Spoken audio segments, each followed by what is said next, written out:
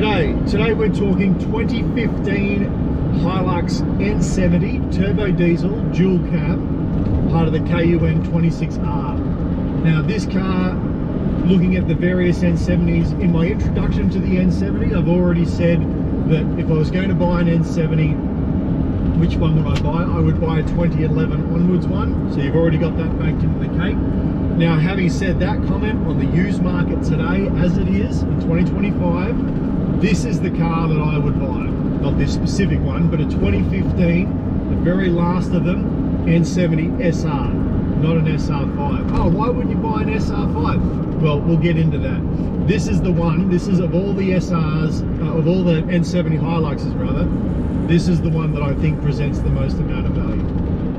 Now, as a quick precursor here, I like the facelifted models largely because of their NVH. They're just improved. They're that little bit quieter, a little bit more refined. Toyota's tweaked around the edges. In a manual, the shift is better, and in this one, you get that as well. You just get that little level of refinement. So why would I buy this one over an SR5? Well, it's cheaper. If you look on average on the used car market today, and you're looking at an SR5 in the that facelift 2011 to 2015, you're going to pay a good few thousand more for an SR5 than an SR. And someone's going to come at me and go, "Oh no, I found an SR5 well cheaper than an SR." Yeah, sure, you probably did, but on average, for the same kilometers, like for like, in this era, you're going to pay less for an SR than an SR5. And this one here is a little unique because the 2015 model, this is all standard, apart from the head unit, but I'll cover that. This is all standard.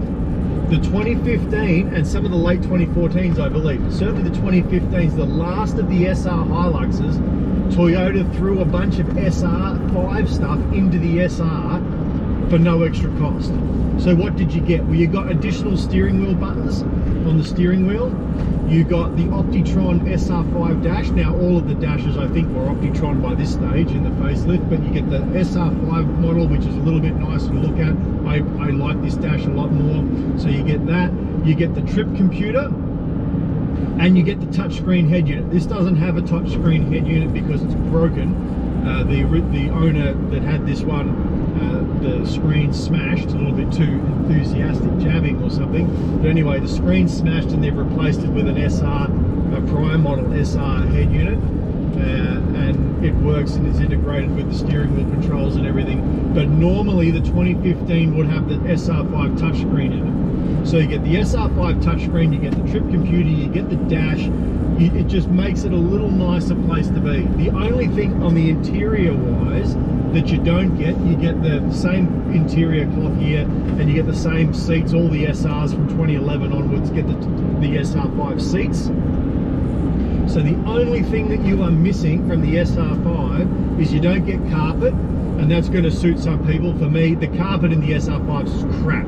It's really low rent, basic. You know, it's probably, I would say it's worse than marine carpet. It's not great. So you get really poor carpet, but in this one you get the vinyl floor. I'd much rather that. Way easier to clean, and you don't get a leather wheel, you don't get the leather shift knob, and you don't get the silver trim, the painted silver trim around the head unit, and you don't get climate control. I don't care about the silver trim here, or here. Don't care about that at all. I would like a leather wheel. I always love me a leather wheel. So, but that's, you know, 200 bucks. You can rectify that. And the climate control is nice, but in such a small cabin, does the climate control make that much of a difference? Not really. Not really. So, I mean, the climate control is nice, but you know, is it worth a couple $1,000 to get the climate control? Don't think so, in my opinion. I don't think so. But, you know, you might disagree. So I think that these have better value, and on the inside, the stuff that you're going to be dealing with most of the time, I think that's fine. On the outside, what do you miss? You miss the fog lights in the bumper.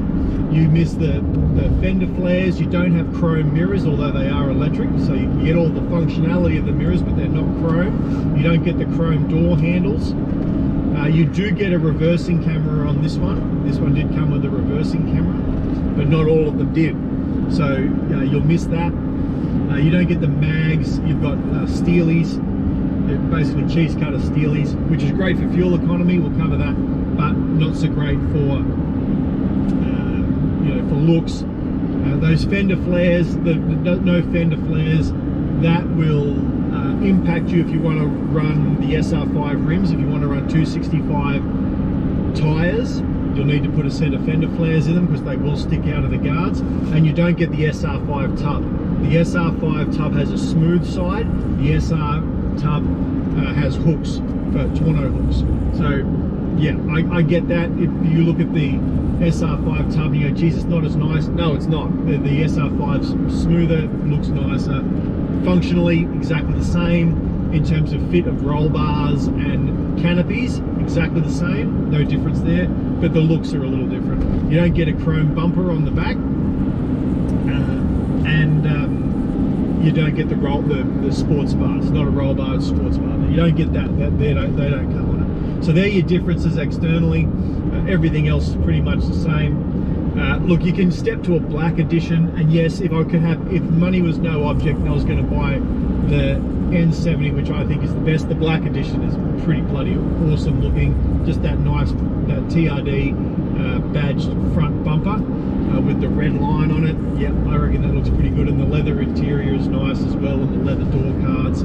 I think that's pretty nice. So yeah, I'd buy it, but then you're paying more money again. The black editions, generally, all things being equal, are a step above the SR5. This is where I think the value is. You get most of the stuff from the SR5 that you really, really want. And, okay, you miss out on the fender flares. Well, some people are going to want to customize that stuff anyway. So suit yourself. Compared to my car, I run a Workmate, which has had some mods. Check the other videos on that. This is an automatic, and I haven't driven an automatic in a while in the Hilux. Automatic's good. The big thing, it does seem to be a little bit down on power, which you would expect compared to the manual.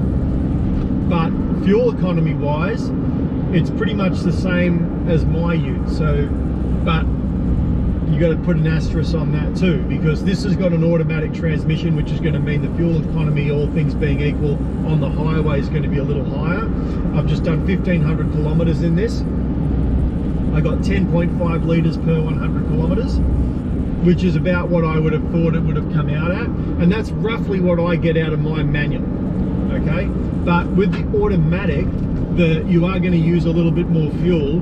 The reason that mine's the same is that this one will be a little bit lighter because I've got that huge big steel heavy tray on the back of mine, and I'm running 265 tyres, and this is running 225s. So it's not running 205s, which are the standard steely tyres on this. It's running 225s, and with a little bit wider tyre with the automatic, that's going to get the automatic's going to increase the fuel consumption a bit on the highway.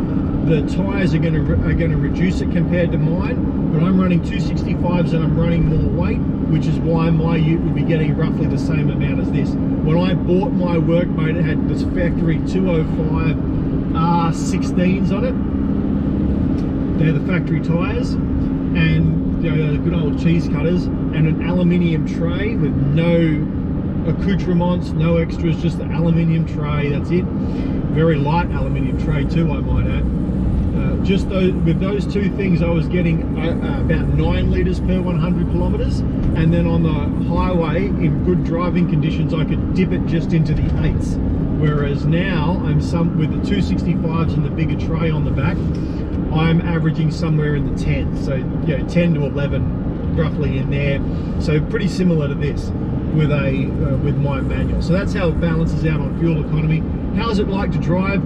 Well, the thing that I like about the 2011 and 15, which is why I'm an advocate for them, and if I was going to buy any of the N70s, these are the ones that I would buy, the facelifted ones. They've got that little bit improved bit of NVH. Now, I am speaking up a little bit in this because there is road noise. This isn't a You know, this isn't a Bentley. This isn't even like a Lexus. The car's known for being quiet. So I stepped into this, and my recollection of this car, because I've driven this one before and I've driven others before, was that the 2011 to 15s have a very similar level of NVH. Okay, they're quiet, they're pretty good. But stepping into this vehicle off my workmate, this is a little bit quieter. It is, which surprised me. I didn't expect that. I thought they were all pretty much exactly the same. They're not. This one's quieter. So, is it dramatic? No, it's not hugely dramatic, but it is noticeable. It is that little bit quieter than mine. The automatic seems to changes the note of the exhaust. It seems a little bit more.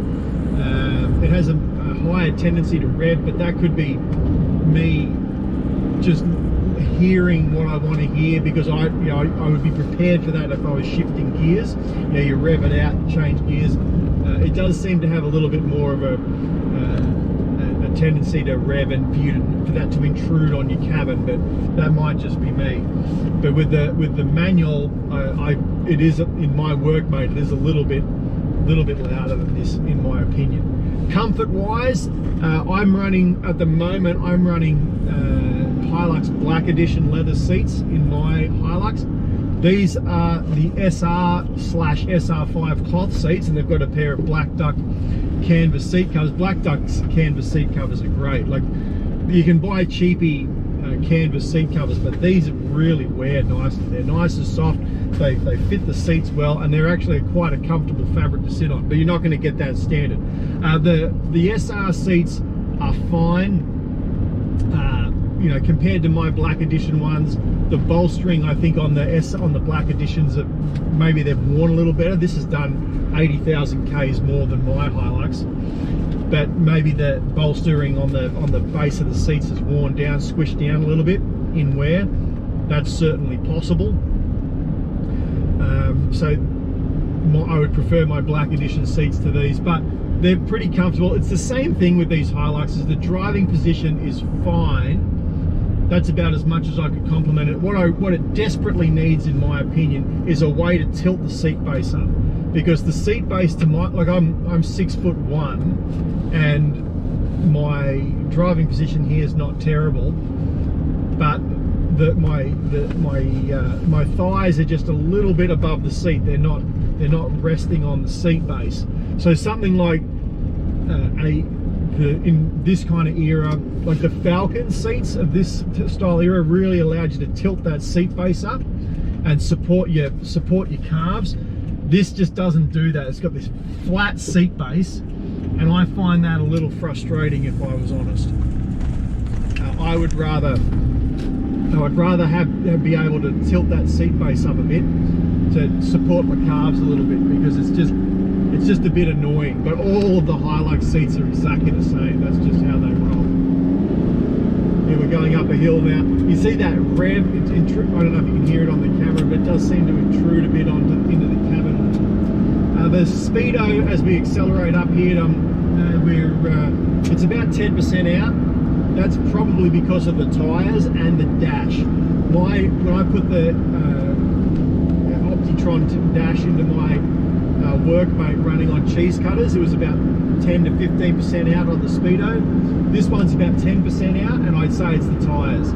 I'd say it's those 225s. I'd say if you put 265s on this car like mine, it'd be bang on. My workmate with 265s on it, at 100 Ks an hour, you're doing 100. Okay, what else can I tell you? It's pretty much standard Hilux fare in here, apart from that. I drove a SR5, watched for the review of that. That'll be coming out soon. Driving the SR5, it's very similar to this. Like NVH, maybe the NVH is even just a squeak better, maybe, because of the carpet in it, maybe. I couldn't really pick it. I could notice this over my workmate, but I don't know that I could notice it over the SR5. Look, I think these are a good money. It seems to be, when you go and buy one of these second-hand, like a workmate, unless you want the 6 seats, which not everybody does, that's going to be probably, you know, a certain type of buyer looking for one of those. Then you've got the SRs, and then the SR5s, and then the black edition above that, which is so few in number, it's barely worth talking about. But the SR and the SR5, people are willing to pay more for the SR5 than the SR, which puts this one really in that Goldilocks zone, in my opinion, because not many people know it's got these extra SR5 features in it, just to round it out a little bit better. And really the only things you're missing, apart from the climate control, that I would actually miss driving one of these, I miss the leather wheel, which is easy to change. The cruise control, climate control, I don't really care that much about, but you might. And apart from that, it's cosmetic, and I don't care about that. So this is where the smart money is, because you can having a look around, and sure, I know it's not going to be exactly right, but this is 2015. This is 10 years old now. 10 years old. And what does that mean? Why is that a consideration? The reason is because this is 10 years old now. It's back when, 5 years ago, 7 years ago, you were going to pay a pretty hefty premium to get a 2015 over one of the late 2011s or 2012s. You were going to pay a good few $1,000s to get that few later years. Whereas now, as they get older, the gap's not that big. So to buy a you can very frequently find a 2012 Hilux with N70 SR with 200,000 Ks compared to a 2015 200,000 Ks N70 SR, automatic, or manual, and you're pretty much paying the same money. This one has those extra things: head unit, dash, trip computer, those few extra little things that make this car better. And look, if it makes a big difference for you, this one here has the full black interior. Some people like that. Hides the dirt better, maybe, I don't know. This is actually a pretty rare interior color. The black door trims, black center console, black seats, and on the used market at least, the black seats and black door trims pay a pretty good premium over the grey, because the grey is way more common. So if black's your thing, most of those late 2015s, they come out with that black interior as well. Is that a big deal to you? I don't know, but it doesn't do much for me. I suppose it looks a little bit classier. The grey one looks a bit cheaper. The dark one looks a little bit more premium, rightly or wrongly, even without the silver dash bits and everything like that. Common problems, have a look at the initial N70 video for that one. Good vehicle. This is where I would put my money down. Listen, I've just done 1,500 Ks in it. Ran well. It's just an N70 Hilux. Automatic's good. Coming back, this vehicle is going to be for sale, actually. The person who owns it's going to sell it. And I almost went, you know what? I know this has done a few more kilometers than mine, but I would seriously think, if I wanted another SR5 Hilux, I'd seriously think about buying it, because this one here compared to mine, I think it is a bit nicer to drive. They're a little bit quieter. The automatic transmission's great, but I do need the 6-seater. So if I didn't need the 6 seats and I had a Hilux workmate and I'd done everything that I had to mine, I would seriously think about buying this one and swapping them over. This is quite a good thing. I've enjoyed it. Good car. Like it. So that's the difference between an SR Hilux and an SR5, and why I think this one makes the smart money choice on the market today. So if you're looking for a Hilux, my previous advice stands. I would go look for a 2011 to 2015. That's where I'd plonk my money down. And I would also look for one of these. I'd look for an SR 2015 with those extra little bits on it. If you find an SR5 for the same money, absolutely buy the SR5. The only downside that I see with the SR5 as opposed to this is the carpet, which you might not want. You might want a vinyl floor. I prefer a vinyl floor. But to get those extra little, get the climate control and the better looking exterior, and the SR5 is always going to sell better. It's always going to sell better than an SR5, than an SR, because not everyone knows what I've just told you. So the SR5 is always going to have better resale value, so that's what I would buy if there was no price premium. But if you are going to pay a price premium, which most people are going to, that's just the way it is, then I would be looking for an SR Hilux 2015. Hope that was useful for you. Thanks for watching.